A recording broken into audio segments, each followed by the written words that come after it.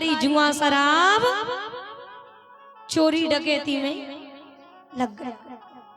महाराज ये धुंधकारी बाहर जाता, खूब चोरियां करता, खूब शराब पीता, वेश्याओं का संग करता, सब कुछ गलत काम करता। देखिए कोई कितना ही बड़े से बड़ा राजा क्यों ना हो, जिसका पुत्र बेकार है ना, तो उसका वो राजा रंक में बदलने में देर, यानी करोड़पति से रोड़पति होने में देर नहीं लगती। अगर संतान खराब, कहते हैं पूत सपूत तो का धन संचय, पूत कपूत तो का धन संचय। अगर पूत सुपुत्र है तब भी पिता को धन जोड़ने की जरूरत। जो लोग कहते हैं अरे हम जोड़ लें पुत्र के काम में आएगो धन, अरे हम थोड़ा जोड़ लें हमारी संतान के काम आएगी ये संपदा। नहीं महाराज, अगर पुत्र के लिए कभी मत जोड़िए, उतना जोड़िए जितने में तुम्हारा जीवन व्यतीत हो। आज के लिए कल होगा तो कल देखा जाएगा। इतना जोड़ के मत रखिए कि पुत्र के लिए हो जाए। नहीं, कहा है कि पूत सपूत तो का धन संचय। अरे पूत जब सपुत्र होगा तो तुम्हारा जोड़ा जुड़ाया कुछ काम नहीं आएगा, वो खुद अपनी दम पर जोड़ लेगा।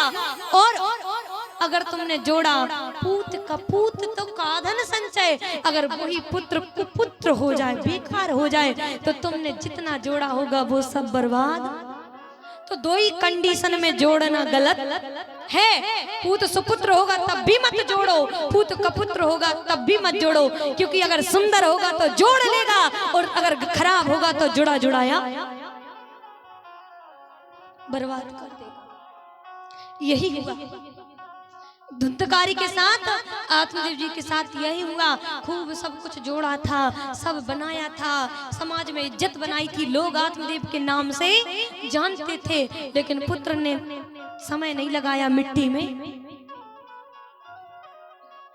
मिला दिया, धन नष्ट कर दिया, बर्बाद कर दिया। और जब कुछ नहीं बचा घर में तो क्या किया, घर गया, पिताजी को बोला पिताजी धन नहीं दिखता। आत्मदेव जी को बोला पिताजी धन नहीं दिखता। पिताजी बोले पुत्र जब तूने छोड़ा हो तो देखे कुछ बचा ही नहीं है, मेरा पूरी जिंदगी भर की कमाई ठिकाने लगा दी, अब कहां से दिखेगा। बोले पिताजी कहीं भी छुपा के रखा हो तो दे दो, अगर नहीं दिया तो तुम्हें धक्के दे के घर से। शराबियों का काम यही होता है, जब नशे में आ जाए तो ना माँ देखते, ना पिता दिखता, ना दादा दिखते, ना नाना ना नानी, सब एक जैसे दिखते हैं। तुम्हें नहीं छोड़ूंगा। पिताजी ने जो सुना, आत्मदेव जी ने आज संत की वाणी याद आ गई और आंखों में आंसू आ गए। क्या इसी दिन को देखने के लिए संतान पाई थी कि जब संतान बड़ी हो तो पिता को कहे तुम्हें घर से। इसी दिन के लिए संतान पैदा करते हैं लोग, नहीं सुख के लिए करते हैं। लेकिन सुख संसार में सुख की आशा किसी से, चाहे भाई हो, पिता हो, पुत्र हो, पत्नी हो, कभी किसी से सुख की आशा मत करिए। कोई सुख देने वाला नहीं है। कर्म प्रधान विश्व करी राखा, और जो जस करहि सो तस फल। महाराज आज रोने लगे और कहने मन ही मन सोचने लगे, वाह उस दिन उस संत ने मुझसे कहा था संतान मत ले, आ मेरे साथ बैठ भगवान का भजन कर, और मैंने कह दिया कि मुझे नहीं करना और मैं संतान के लिए रोता रहा। आज वही संतान मुझे रुला रही है। जब संतान नहीं थी तो संतान के लिए दर दर दर दर भटके, संतान हो जाए, संतान हो जाए, और आज संतान हो गई तो आज भी दर दर कि ऐसी संतान से तो बिना संतान की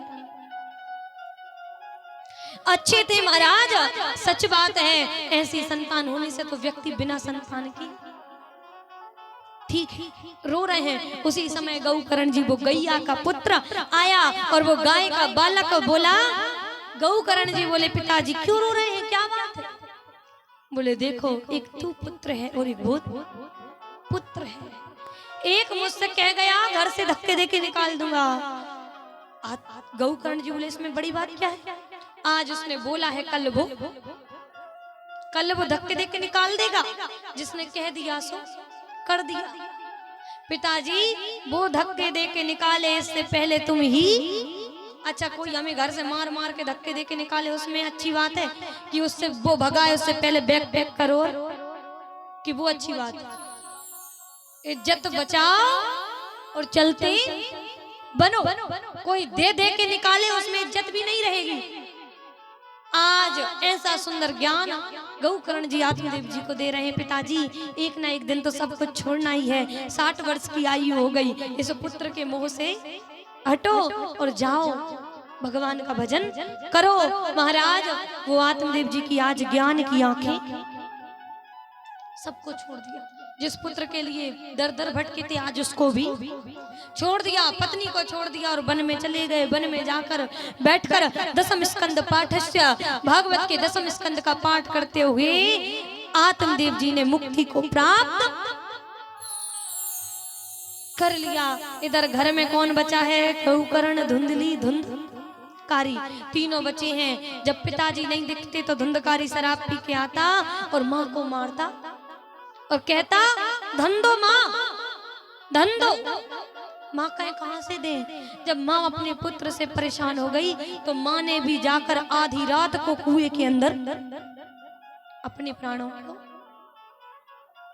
कुएं में जाकर कूद पड़ी, आत्महत्या कर ली। अब घर में गौकर्ण और धुंधकारी बचे हैं। महाराज धुंधकारी के कुकर्मों को देखकर गौकर्ण जी ने कहा मैं अकेला क्यों रहूं इस पापी के साथ? कहते हैं कि कभी कुसंग का संग नहीं करना चाहिए। अगर गलत व्यक्ति का संग करोगे तो आप भी गलत करने में लग जाओगे। इसलिए कहते हैं कि सत्संग करो, सज्जनों का संग। गौकर्ण जी ने कहा मैं भी चला जाऊंगा। गौकर्ण जी तीर्थ यात्रा के लिए चल दिए। जब तीर्थ के लिए गए हैं तो गौकर्ण जी का ना कोई अपना है। गौकर्ण तीर्थयात्रार्थे निर्गतो योग संसितः ना दुखम ना सुखम तस्य न बैरी न पि बांधवः। ना इनको कोई सुख है ना कोई दुख है, ना कोई इनका बैरी है ना कोई इनका मित्र है। तीर्थ के लिए चले गए, खूब तीर्थों में दर्शन कर रहे हैं। अब घर में अकेला धुंधकारी है और जब अकेला है महाराज तो क्या करता? अभी तक तो बाहर पाप करता था, अब तो घर में ही पाप।